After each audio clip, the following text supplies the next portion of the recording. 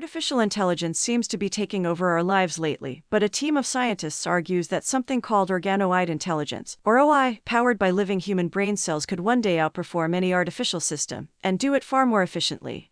Organoids are three-dimensional clumps of biological tissue that scientists have been growing and experimenting with for years. Researchers led by environmental health sciences Professor Thomas Hardung at Johns Hopkins University are working with brain organoids that could lead to the development of a biocomputer powered by human brain cells. We are at a moment in time where the technologies to achieve actual biocomputing have matured, Hardung told.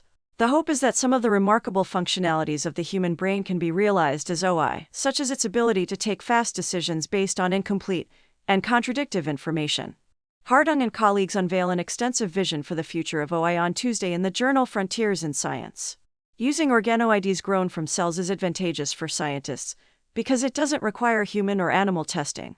Hardung has been creating functional brain organoids since 2012 using human skin cells that are reprogrammed into an embryonic stem cell-like state. They can then be used to form brain cells and, eventually, organoids with functioning neurons and other features that can sustain basic functions like memory and continuous learning. This opens up research on how the human brain works, Hardung said in a statement. Because you can start manipulating the system, doing things you cannot ethically do with human brains.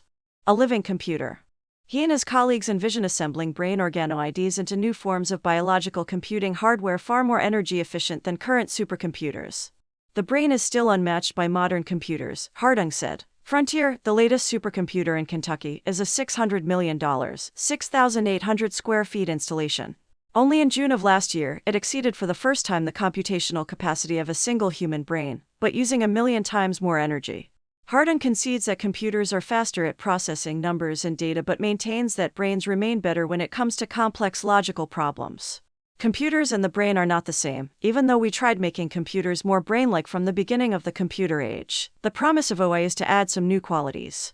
Concepts like biological computers and organoid intelligence could lead to a library's worth of new ethical discussions. Conversations about organoids becoming sentient, conscious or self-aware and the ensuing implications have been underway for years now, even though the technology is thought to be immature at the moment. There is probably no technology without unintended consequences, Hardung told. While it is difficult to exclude such risks, as long as humans control input and output as well as the feedback to the brain on the consequences of its output, humans have control. However, like AI, the problem comes as soon as we give OI autonomy. Machines, whether based on salacious or cellular machinery, must not decide about human life. Members of the research team with backgrounds in bioethics have been working to assess the ethical implications of working with OI. Organoid intelligence and biocomputers won't pose a threat to AI or human brains grown the old-fashioned way anytime soon. But Hardung believes it's time to begin increasing production of brain organoids and training them with AI in order to break through some of the shortcomings of our existing silicon systems. It will take decades before we achieve the goal of something comparable to any type of computer, Hardung said. But if we don't start creating funding programs for this, it will be much more difficult.